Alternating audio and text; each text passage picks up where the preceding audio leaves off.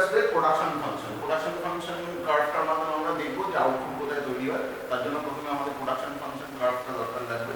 Production function classical ইকোনমিক্সরা ধরেছিলেন যে production করতে গেলে তিনটে ফ্যাক্টরের দরকার লাগবে। One is capital stock, one is technology and last is number of worker, মানে অবভিয়াসলি লেবার ফোর্স। এবার কি তাহলে Q is equal to function of K T N, যার মধ্যে কিউ হচ্ছে আমাদের আউটপুট, কে হচ্ছে ক্যাপিটাল স্টক, টি হচ্ছে টেকনোলজি আর এন হচ্ছে নাম্বার অফ ওয়ার্কার।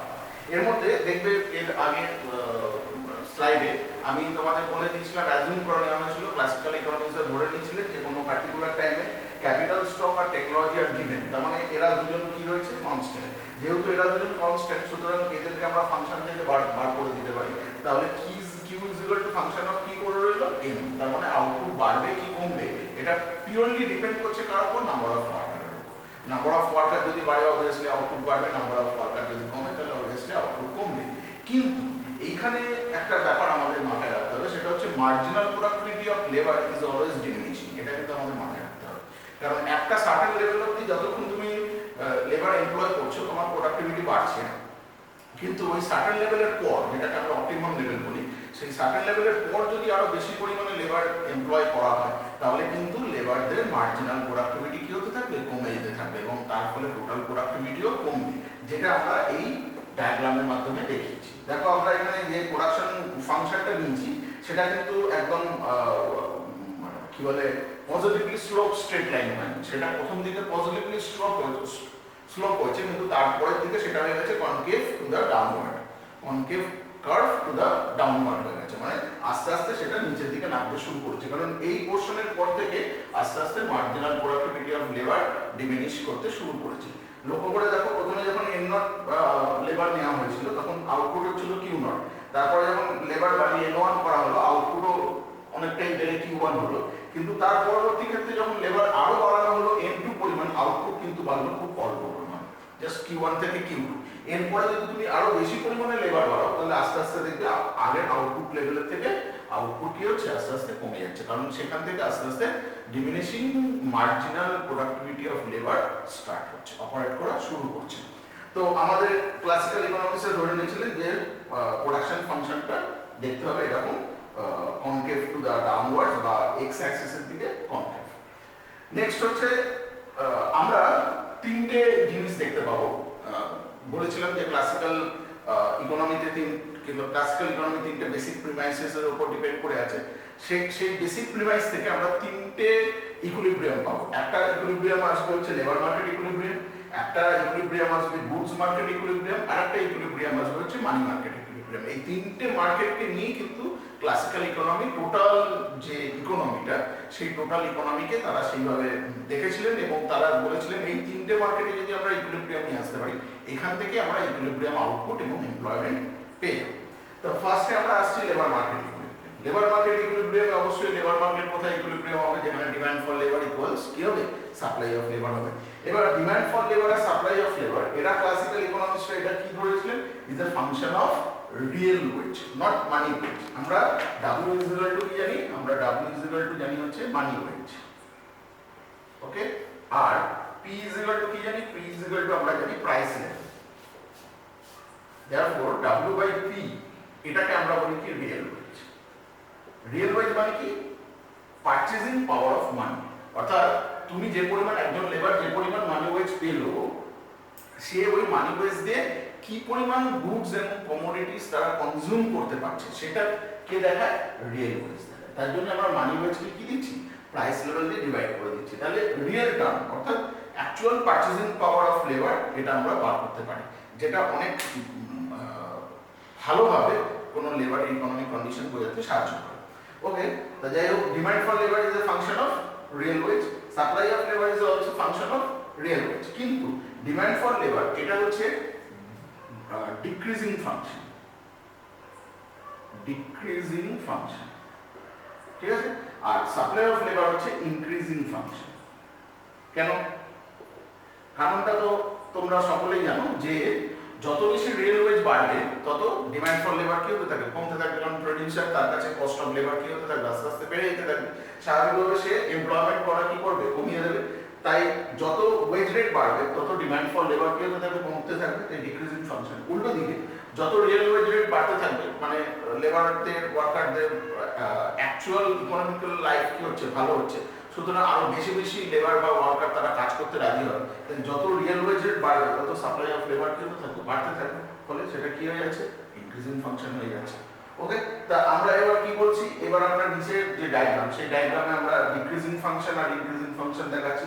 এই যে demand for labour is a decreasing function, downward sloping, আর supply of labour increasing function কি হচ্ছে, আপওয়ার্ড স্লোপিং। এবং ইকুইলিব্রিয়াম কোথায় আসবে, যে কোনো মার্কেট ইকুইলিব্রিয়াম কোথায় আসবে, যেখানে ডিমান্ড ইকুয়াল সাপ্লাই হয়, তাহলে ইকুইলিব্রিয়াম কোথায় আসবে, এই এক পয়েন্ট ই, এই পয়েন্টে আমাদের ইকুইলিব্রিয়াম চলে আসবে, ঠিক আছে। এবং এই ইকুইলিব্রিয়াম পয়েন্ট থেকে আমরা কি পাবো, ইকুইলিব্রিয়াম রিয়েল ওয়েজ রেট পাবো which is W/P naught, এবং এই পয়েন্ট থেকে আমরা কি পাবো, ইকুইলিব্রিয়াম এমপ্লয়মেন্ট পাবো which is M naught। এবার যদি কোনো কারণে ওয়েজ এবং এই যে ইকুইলিব্রিয়ামটা যে স্টেবল, এটা ক্লাসিক্যাল ইকোনমিক্সরা দেখিয়েছিলেন, এবং তারা বলেছিলেন যে যদি কোনো কারণে রিয়েল ওয়েজ রেটটা ইকুইলিব্রিয়াম ওয়েজ রেট থেকে ডিভিয়েট করে যায়, মানে কোনো কারণে যদি বেড়ে যাবে, কমে যায়, তাহলে কিন্তু সে আবার পুনরায় তার আগেকার ওয়েজ রেটে চলে আসবে। কি হবে, যদি কোনো কারণে রিয়েল ওয়েজ রেটটা বেড়ে যায়, তাহলে সেখানে দেখতেই পাচ্ছ তোমার ডিমান্ড ফর লেবার কত হবে, কম হবে, কারণ ওয়েজ রেট, রিয়েল ওয়েজ যত বাড়বে তত এমপ্লয়াররা কম পরিমাণ লেবার নেবে, তার ফলে ডিমান্ড ফর লেবার কমে যাবে। উল্টো দিকে ওয়েজ রেট বেড়ে যাওয়ার জন্য সাপ্লাই অফ লেবার কি হবে, বেড়ে যাবে, তার মানে সেখানে ডিমান্ড ফর লেবার এত থাকবে, কিন্তু সাপ্লাই অফ লেবার থেকে যাবে এতটা, তার মানে এতটা পরিমাণ এক্সেস সাপ্লাই অফ লেবার থেকে যাবে, অর্থাৎ যেটাকে আমরা বলছি আনএমপ্লয়মেন্ট তৈরি হবে। কিন্তু এই আনএমপ্লয়মেন্ট তৈরি হওয়া মানে কি, কেন আনএমপ্লয়মেন্ট তৈরি হচ্ছিল, কারণ ওয়েজ রেটটা বেড়ে যাওয়ার জন্য বেশি সংখ্যক লেবার সেখানে কাজ করতে রাজি হয়ে যাচ্ছে না, ঠিক আছে, সেই জন্য আনএমপ্লয়মেন্টটা তৈরি হচ্ছে। এবার যখন লেবাররা দেখবে যে তারা এক্সিস্টিং ওয়েজ রেটে কাজ পাচ্ছে না, কাজ পাচ্ছে না, তাদের আনএমপ্লয়েড থাকতে হচ্ছে, তখন তারা বাধ্য হয়ে তার থেকে কম ওয়েজ রেটে কাজ করতে রাজি হবে, ফলে অবভিয়াসলি আলটিমেটলি বা এখানে আস্তে আস্তে কি হতে থাকবে, রিয়েল ওয়েজ রেট কমতে থাকবে। যত রিয়েল ওয়েজ রেট কমতে থাকবে তত প্রোডিউসাররা বেশি বেশি লেবারকে হায়ার করতে থাকবে, আর উল্টো দিকে সাপ্লাই অফ লেবারও কি হবে, কমতে থাকবে, ডিমান্ড ফর লেবার বাড়তে থাকবে। আলটিমেটলি ওয়েজ রেটটা যখন W/P naught এ চলে আসবে, আবার demand for labour, supply of labour কি হবে, ইকুইলিব্রিয়াম হয়ে যাবে, ইকুয়াল হয়ে যাবে, এবং ইকোনমিতে ইকুইলিব্রিয়াম চলে আসবে। ঠিক একই রকম ভাবে যদি রিয়েল ওয়েজ রেটটা কম থাকে, তাহলে সেক্ষেত্রে কি হচ্ছে, দেখো সাপ্লাই অফ লেবার কম থাকবে, কারণ রিয়েল ওয়েজ কম থাকলে কম লেবার সেই ওয়েজ রেটে কাজ করতে রাজি হবে, কিন্তু ওয়েজ রেট কম থাকার জন্য ডিমান্ড ফর লেবার কি হয়ে যাবে, অনেক বেশি থাকবে, তার মানে ডিমান্ড ফর লেবার হয়ে যাচ্ছে এতটা, সাপ্লাই অফ লেবার থাকছে এতটা, তাহলে এতটা পরিমাণ এক্সেস ডিমান্ড ফর লেবার চলে আসছে। যখনই ইকোনমিতে এক্সেস ডিমান্ড ফর লেবার চলে আসবে, সঙ্গে সঙ্গে প্রোডিউসাররা ওয়েজ বাড়াতে বাধ্য হবে, কারণ তাদের তো প্রোডাকশনটা করতে হবে, প্রোডাকশন করার জন্য তাদের লেবার দরকার। এবার লেবার যদি এই ওয়েজ রেটে কাজ করতে রাজি না হয়, এবং মার্কেটে যদি সেই প্রোডাক্টের ডিমান্ড থাকে, তখন প্রোডিউসাররা বাধ্য ওয়েজ রেট বাড়াতে। ওকে, তাহলে সেক্ষেত্রে প্রোডিউসাররা কি করবে, তখন তারা রিয়েল ওয়েজ রেট বাড়িয়ে দিলে ফলে কি হবে, সাপ্লাই অফ লেবার বাড়তে থাকবে, আর রিয়েল ওয়েজ বেড়ে যাওয়ার ফলে ডিমান্ড ফর লেবার কমতে থাকবে, এবং এই ওয়েজ রেটটা ততক্ষণ বাড়তে থাকবে যতক্ষণ না ডিমান্ড ফর লেবারটা কমে আর সাপ্লাই অফ লেবারটা বেড়ে একে অপরের সাথে কি হয়ে যায়, ইকুয়াল হয়ে যায়। তার মানে আবার কোথায় চলে এলো, রিয়েল ওয়েজ রেটটা বেড়ে W/P naught এ চলে এলো। সুতরাং লেবার মার্কেটে যে ইকুইলিব্রিয়ামটা আসছে, সেই ইকুইলিব্রিয়ামটা স্টেবল, কোনো কারণে যদি রিয়েল ওয়েজ রেট থেকে ডিভিয়েটও করে যায়, কিন্তু তাহলে সেই ডিভিয়েটটা হবে হচ্ছে ফর শর্ট টার্ম ফেনোমেনা। ওই কারণে আমরা দেখবে ভিডিও শুরুতেই বলেছিলাম, ক্লাসিক্যাল ইকোনমিক্সরা বলেছিলেন যে যদি কোনো কারণে ইকোনমিতে আনএমপ্লয়মেন্ট তৈরি হয়, সেই আনএমপ্লয়মেন্টটা হবে শর্ট টার্ম ফেনোমেনা, সেটা কিন্তু লং রানে থাকবে না, আলটিমেটলি সেটা এক্সিস্ট করবে না।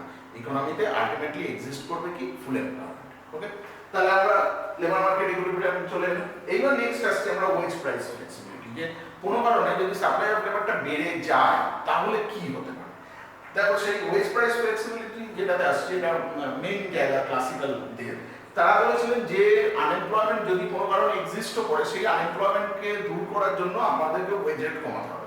যতটা পরিমাণ ওয়েজ রেট কমালে ওই আনএমপ্লয়মেন্ট দূর হবে, ততটা পরিমাণে আমরা ওয়েজ রেট কমাবো। অর্থাৎ মানে মিনিমাম ওয়েজ রেট বা সাবসিস্টেন্স ওয়েজ রেট বলে যে ব্যাপারটা পরবর্তীকালে কেইন্স নিয়ে এসেছিলেন, সেটাকে ক্লাসিক্যালরা মানতে চাননি। তারা বলেছিলেন এরকম কোনো ব্যাপার না, আমাকে যতটা পরিমাণ আনএমপ্লয়মেন্টকে দূর করতে যতটা পরিমাণ আমাকে ওয়েজ কমানো দরকার, আমাকে ততটা পরিমাণ ওয়েজ কমাতে হবে। সেটাই এখানে দেখানো হয়েছে, যে দেখো এটা ডিমান্ড ফর লেবার, এটা সাপ্লাই অফ লেবার, ইকোনমিতে ই পয়েন্টে ইকুইলিব্রিয়াম আসছিল, তাহলে এটা ইকুইলিব্রিয়াম ওয়েজ রেট, এটা ইকুইলিব্রিয়াম এমপ্লয়মেন্ট।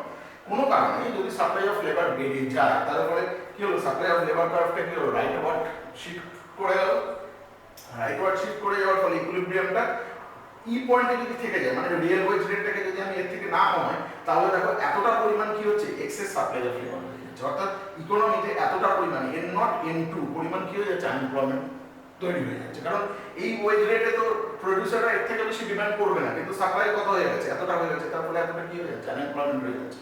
এই আনএমপ্লয়মেন্টটা কিন্তু যদি এই ওয়েজ রেটটাকে আমি যদি না কমাতে পারি, তাহলে কিন্তু এই আনএমপ্লয়মেন্টটা টেম্পোরারি ফেনোমেনন হবে না, এই আনএমপ্লয়মেন্টটা এক্সিস্ট করতে থাকবে। ওকে, তাই এই আনএমপ্লয়মেন্টটাকে দূর করে আবার ইকোনমিতে ফুল এমপ্লয়মেন্ট নিয়ে আসার জন্য তখন সেখানে ক্লাসিক্যালরা কি বললেন যে আমাকে ওয়েজ প্রাইসকে ফ্লেক্সিবল করে দিতে হবে, অর্থাৎ এর জন্য আমাকে কি করতে হবে, রিয়েল ওয়েজকে কমাতে হবে। কারণ এতটা পরিমাণ এক্সেস লেবার হঠাৎ করে আমাদের ইকোনমিতে চলে এসেছে, কোনো কারণে এক্সেস লেবার চলে এসেছে। সুতরাং সেক্ষেত্রে আমাকে যদি আনএমপ্লয়মেন্টকে দূর করতে হয়, তাহলে আমাকে রিয়েল ওয়েজ কমাতে হবে। এবং সেক্ষেত্রে দেখা যাচ্ছে ইকুইলিব্রিয়ামটা ই পয়েন্ট থেকে সরে কোথায় চলে আসবে, ই ড্যাশ পয়েন্টে চলে আসবে, যেখানে ওয়েজ রেটটা W/P0 থেকে তলায় কোথায় চলে আসবে, W/P1 এ চলে আসবে। এবং W/P1 এ যদি ওয়েজ রেট চলে আসে, সেখানে লক্ষ্য করে দেখো এখানে supply of labour and demand for labour কি হয়ে যাচ্ছে, সেম হয়ে যাচ্ছে, অর্থাৎ ইকোনমিতে ইকুইলিব্রিয়াম চলে আসছে এবং এই পরিমাণ লেবাররা তারা জব পেয়ে যাচ্ছে। আর এই ওয়েজ রেটে এই যে পরিমাণ লেবাররা পড়ে আসলো, তারা হচ্ছে ভলান্টারি আনএমপ্লয়মেন্ট, অর্থাৎ তারা মনে করছে এত কম ওয়েজ রেটে আমরা এর থেকে বেশি ওয়েজ রেট ডিজার্ভ করি, সুতরাং এই ওয়েজ রেটে আমরা কাজ করবো না।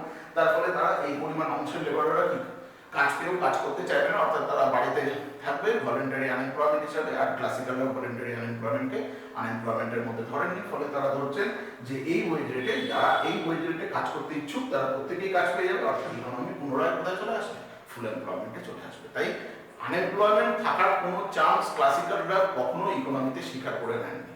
ওকে, তারা সেটাকে করেছেন ওয়েজ প্রাইস ফ্লেক্সিবিলিটির মাধ্যমে। নেক্সট যে তাহলে আমরা লেবার মার্কেট ইকুইলিব্রিয়াম এবং তার ব্যাপারটা ওয়েজ প্রাইস ফ্লেক্সিবিলিটির মাধ্যমে কিভাবে আনএমপ্লয়মেন্ট দূর হয়ে যাচ্ছে সেটা বুঝে গেলাম। এবার আমরা চলে আসছি কোথায়, goods market equilibrium. Goods market equilibrium কিভাবে আসছে, গুডস মার্কেট মানে কমোডিটি মার্কেটে বলেছিলেন ক্লাসিক্যালরা বলেছিলেন যে কমোডিটি মার্কেট ইকুইলিব্রিয়াম সেখানেই আসবে যেখানে ইনভেস্টমেন্ট ইকুয়ালস কি হয়ে যাবে, সেভিংস হয়ে যাবে। এবং ক্লাসিক্যালরা এটাও বলেছিলেন investment is a function of rate of interest এবং savings is also a function of rate of interest. অর্থাৎ তারা বলতে চেয়েছিলেন যে ইনভেস্টমেন্ট কার উপর ডিপেন্ড করে, রেট অফ ইন্টারেস্টের উপর, কারণ রেট অফ ইন্টারেস্ট হচ্ছে কস্ট অফ ইনভেস্টমেন্ট বা কস্ট অফ ক্যাপিটাল। সুতরাং রেট অফ ইন্টারেস্ট যত কম থাকবে, কস্ট অফ ক্যাপিটাল কম থাকবে, প্রডিউসাররা বেশি বেশি করে কি করবে, ক্যাপিটাল হায়ার করে সেটাকে ইনভেস্টমেন্ট করবে। অর্থাৎ যত রেট অফ ইন্টারেস্ট কম থাকবে তত ইনভেস্টমেন্ট কি হবে, বাড়বে। তার জন্য I=FR এই ইনভেস্টমেন্ট ফাংশন, এটাকে তিনি বলেছিলেন ডিক্রিজিং ফাংশন। আর উল্টো দিকে ক্লাসিক্যালরা বলেছিলেন যে সেভিংস মানুষ কেন করে বেশি পরিমাণে, কারণ সেভিংস মানে কি, যে প্রেজেন্ট কনজাম্পশনকে স্যাক্রিফাইস করছি। কেন স্যাক্রিফাইস করছি, ভবিষ্যতে কিছু এক্সট্রা পাবো, সেই এক্সট্রাটা কি পাবো, আমি রেট অফ ইন্টারেস্ট পাবো। তাই এই এক্সট্রা রেট অফ ইন্টারেস্ট পাওয়ার আশায় কনজিউমাররা কি করে, বেশি পরিমাণে সেভিংস করে। তাই savings is also function of rate of interest. এবং যদি রেট অফ ইন্টারেস্ট বাড়ে, তাহলে ভবিষ্যতে অতিরিক্ত কিছু পাওয়ার আশায় কনজিউমাররা প্রেজেন্ট কনজাম্পশনকে কি করে, কমিয়ে দেয়, অর্থাৎ তারা সেভিংসটাকে বাড়িয়ে দেয়। তার ফলে যত রেট অফ ইন্টারেস্ট বাড়বে তত সেভিংস বাড়বে। তার জন্য savings is a function of rate of interest এবং এটাকে ক্লাসিক্যাল ইকোনমিস্টরা কি বলেছিলেন, ইনক্রিজিং ফাংশন। তাহলে দেখো এটা হচ্ছে আমাদের কাছে সেভিংস কার্ড, ইনক্রিজিং ফাংশন, এটা হচ্ছে আমাদের কাছে investment card, decreasing function. Equality commodity মার্কেটে কোথায় হচ্ছে, যেখানে ইনভেস্টমেন্ট ইকুয়াল সেভিংস হচ্ছে, অর্থাৎ ইকোনমিতে যা সেভিংস হচ্ছে পুরোটাই ইনভেস্টেড হয়ে যাচ্ছে। তাহলে ইকুয়ালিটি আমরা বা ইকুইলিব্রিয়াম কমোডিটি মার্কেটে কোথায় দেখতে পাচ্ছি, ই পয়েন্টে। সেখান থেকে আমরা ইকুইলিব্রিয়াম রেট অফ ইন্টারেস্ট বার করে ফেলতে পারছি, সেটা হচ্ছে OR0। এবং এই রেট অফ ইন্টারেস্টে আমরা দেখতে পাচ্ছি ইনভেস্টমেন্ট আর সেভিংস পরস্পর সমান হয়ে যাচ্ছে। এবার কোনো কারণে যদি রেট অফ ইন্টারেস্ট এখান থেকে ডিভিয়েট করে, তাহলে সেটাও কিন্তু অটোমেটিক্যালি আবার ইকুইলিব্রিয়ামে ফিরে আসবে। রেট অফ ইন্টারেস্ট যদি বেড়ে যায়, তাহলে কি হবে, ইনভেস্টমেন্ট কমে যাবে, উল্টো দিকে সেভিংস বেড়ে যাবে। তার মানে এক্সেস সেভিংস হতে থাকবে ইকোনমিতে, তাই না? সেভিংস ইকোনমিতে হচ্ছে কিন্তু সেই সেভিংসটা ইনভেস্টেড হচ্ছে না। তখন ব্যাংকগুলো কি করবে, অর্থাৎ ব্যাংকের কাছে বেশি পরিমাণ টাকা এসে জমা পড়ছে, কিন্তু যারা বড়োয়ার্স অর্থাৎ যারা প্রডিউসার তারা বেশি পরিমাণে লোন নিতে আগ্রহী হচ্ছে না। এবার ব্যাংক তো আইডেল মানি রেখে দেবে না, তার তো লসটা হবে। তাহলে ব্যাংক যখন ওই টাকাটাকে খাটাতে যাবে, তখন তাকে কি করতে হবে, টাকাটাকে খাটানোর জন্য তাকে রেট অফ ইন্টারেস্টটাকে কমাতে হবে। তখন ব্যাংক কি করবে, রেট অফ ইন্টারেস্ট কমিয়ে দেবে, যাতে আরো বেশি পরিমাণে প্রডিউসাররা লোন নিতে আগ্রহী হয় এবং ইনভেস্টমেন্ট বাড়ে। তাহলে দেখো আলটিমেটলি যদি কোনো কারণে রেট অফ ইন্টারেস্ট বাড়ে, সেটা কিন্তু আবার ব্যাক করে R0 এ ফিরে চলে আসবে। উল্টো দিকে যদি রেট অফ ইন্টারেস্ট কমে যায়, তখন কি হবে, রেট অফ ইন্টারেস্ট কমে গেলে ইনভেস্টমেন্ট তো বাড়বে ঠিক আছে, কিন্তু সেভিংস কমে যাবে। এবার ব্যাংক প্রডিউসাররা তো ব্যাংকের কাছ থেকে লোন নিচ্ছে, এবার ব্যাংকের কাছে যদি সেভিংস না আসে, তাহলে ব্যাংক প্রডিউসারকে লোন দেবে কি করে? তাই সেভিংস বাড়ানোর জন্য, সেভিংসকে এনকারেজ করার জন্য তখন ব্যাংক কি করবে, বাধ্য হবে রেট অফ ইন্টারেস্টটাকে বাড়াতে। ঠিক আছে? তাই তখন কি হবে, আবার রেট অফ ইন্টারেস্ট বাড়তে শুরু করবে এবং তো সেটা কতক্ষণ বাড়বে, যতক্ষণ না সেটা R0 এ গিয়ে ফিরে আসে। তাই রেট অফ ইন্টারেস্ট যেটা ইকুইলিব্রিয়াম রেট অফ ইন্টারেস্ট, সেই ইকুইলিব্রিয়াম রেট অফ ইন্টারেস্টটাও যদি কোনো কারণে ডেভিয়েট করে, সেটা কিন্তু আবার অটোমেটিক্যালি মার্কেট মেকানিজমের মাধ্যমে কোথায় চলে আসবে, ইকুইলিব্রিয়ামে ফিরে চলে আসবে। ফলে goods market equilibrium is also stable equilibrium. তা আমরা দুটো মার্কেট ইকুইলিব্রিয়াম দেখলাম। এবার আমরা আসবো হচ্ছে মানি মার্কেট। এবার আমরা মানি মার্কেট ইকুইলিব্রিয়ামে চলে আসছি। মানি মার্কেট ইকুইলিব্রিয়ামের ক্ষেত্রে ক্লাসিক্যাল ইকোনমির কাকে ধরে চলেছিলেন, কোয়ান্টিটি থিওরি অফ মানি, যেটা ফিশার্স ভার্সন ছিল। কোয়ান্টিটি থিওরি অফ মানি কি, ফিশার্স ভার্সন কি, এটা যদি তোমরা না জেনে থাকো তাহলে আমার প্রিভিয়াস ভিডিও আমার ইয়েতে গিয়ে, আমার চ্যানেলে গিয়ে ভিডিওটাকে একটু সার্চ করো, সেখানে দেখবে fishers quantity theory of money আছে, সেটা একটু দেখে নাও, তাহলে fishers quantity theory of money ব্যাপারটা কি সেটা তোমরা জেনে যাবে। আচ্ছা, এবার মানি মার্কেট ইকুইলিব্রিয়ামের ক্ষেত্রে তারা ফিশার্স কোয়ান্টিটি থিওরি অফ মানিটাকে মেনে চলেছিলেন। ফিশার্স কোয়ান্টিটি থিওরি অফ মানির ইকুয়েশন কি ছিল, MV is equal to PT, যেখানে এম হচ্ছে মানি সাপ্লাই, বি হচ্ছে ভেলোসিটি অফ মানি, পি হচ্ছে প্রাইস লেভেল এবং টি হচ্ছে নাম্বার অফ ট্রানজাকশন। ওকে, এবার একটা ফিশার ধরে নিয়েছিলেন যে কোনো একটা পার্টিকুলার টাইম পিরিয়ডে ভেলোসিটি অফ মানি আর ট্রানজাকশন, নাম্বার অফ ট্রানজাকশন, এটা সবসময় কি থাকে, ফিক্স থাকে। অর্থাৎ তারা সেখান থেকে ধরে নিয়েছিলেন যে এরপর তিনি এখান থেকে বার করেছিলেন, তারপর এম ইজ ইকুয়াল টু আমরা এটা লিখতে পারি টি বাই ভি। ওকে, এবার টি আর ভি এইটাকে ফিশার একটা পার্টিকুলার টাইমে কি ধরে নিয়েছিলেন, এটাকে ধরে নিয়েছিলেন কনস্ট্যান্ট। এটাকে তারা ধরে নিয়েছিলেন কি, k is equal to t by v which is constant। এবার যদি আমরা এখান থেকে এই কনস্ট্যান্ট টার্মটা তুলে দিই তাহলে কি চলে আসবে, m প্রপোর্শনাল p।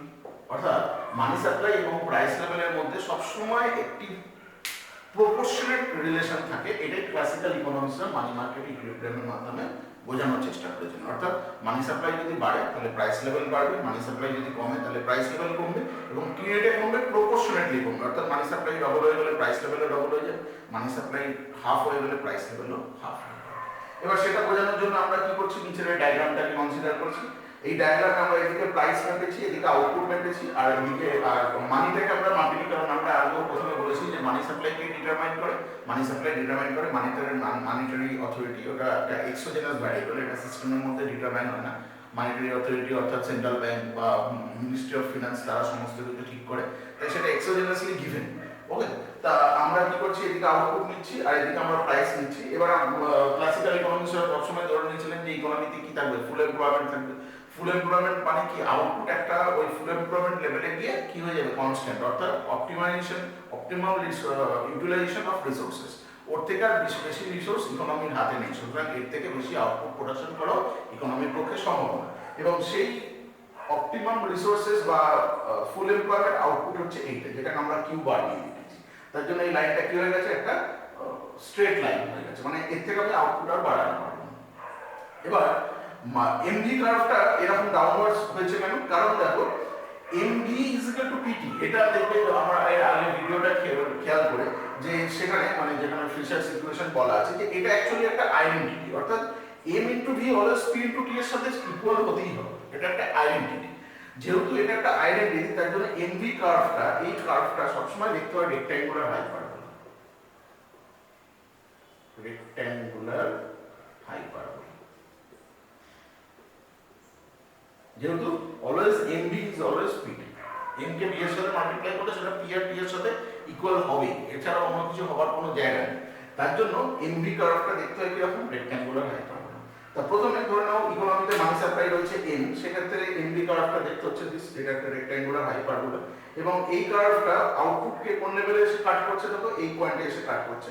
তাহলে আমরা দেখে নিতে পারছি যে ইকোনমিতে যখন মানি সাপ্লাই থাকছে এম, তখন প্রাইস লেভেল কত থাকছে, পি।